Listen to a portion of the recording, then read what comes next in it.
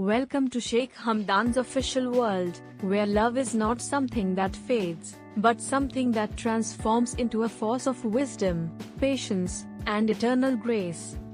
When the whispers of heartbreak echoed through the corridors of his life, he didn't crumble beneath their weight. Instead, he stood firm, his heart beating not for what was lost, but for what was learned. The world thought he had lost love, yet deep within, he was crafting a new definition, one not bound by possession, but liberated by understanding. There was a time when love for him meant closeness, shared laughter, and promises whispered beneath the moonlight. But life, in its mysterious rhythm, began to reshape his heart. The one he once held close drifted away like a fading star, and instead of chasing the vanishing light, Sheikh Hamdan turned inward. He discovered that love isn't always about holding on. Sometimes, it's about letting go so both souls can breathe freely. That was his first redefinition, love as freedom, not captivity. In the silence of his solitude, he found meaning that words could never convey. The palace halls, once filled with gentle laughter, became a temple of reflection. Each memory was no longer a wound, it was a verse in the poetry of his evolution. Sheikh Hamdan understood that love could be eternal, even when shared paths ended. He began to love through his prayers, through his compassion, through the way he treated those around him. His heart no longer sought validation, it sought peace. Many watched him and wondered how a man so deeply devoted could walk away without bitterness.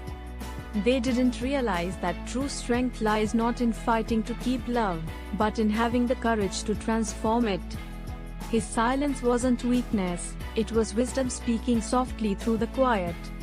He didn't lose love, he purified it. The woman who once inspired his poetry may have departed, but her memory became the ink that wrote his destiny anew.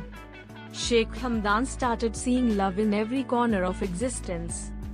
In the way the desert wind kissed the dunes, in the sunrise over the golden mosques, in the laughter of a child who had never known pain. Love, he realized, was not confined to a name or a face, it was the divine language of life itself. And as he walked through this revelation, his spirit became lighter, his gaze softer, his presence more powerful. There came a day when the one who once left him crossed his path again. Her eyes carried a storm of regret, but his carried only calm. She saw in him a man transformed, not broken, not resentful, but reborn. He smiled gently, not to remind her of the past, but to show her that love, in its truest form, leaves no scars, only lessons. That day, she finally understood, he didn't lose love. He became it. As the world watched him from afar, they saw a leader whose heart no longer beat for himself alone. Every decision, every word, every verse he wrote was soaked in compassion. His people felt it, his family admired it, and his soul rested in it. Love had evolved from being an emotion to being his identity. He didn't speak of heartbreak anymore, he spoke of gratitude for what it taught him. In his poetry, he no longer wrote about longing but about awakening. His verses carried the scent of faith and forgiveness. To love is not to rent or to own, he once wrote, but to honor the soul that once walked beside you. Those words resonated across hearts that had forgotten what real love meant.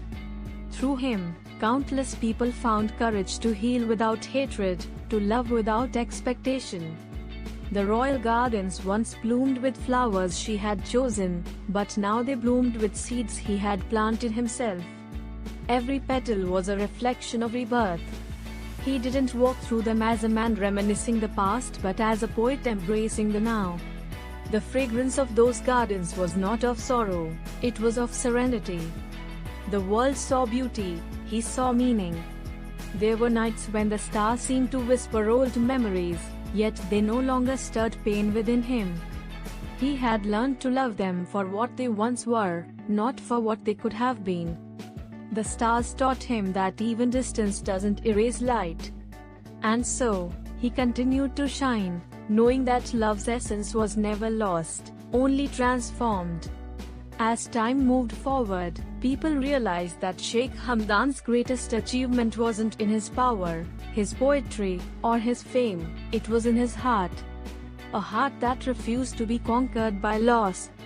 A heart that taught the world that love is not something that dies, but something that evolves. He no longer sought love from another, he became the reflection of it himself. In his kindness, people felt embraced. In his words, they found hope. He gave meaning to the idea that love is not what you receive, it's what you radiate.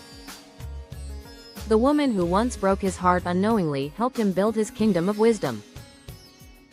And in the stillness of his nights, Sheikh Hamdan would often look to the horizon and smile, not because he missed what was gone, but because he was grateful for what it made him become.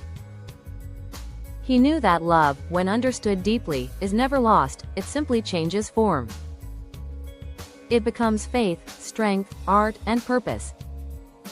The moonlight often found him standing by the balcony, gazing at the silent city that once mirrored his emotions.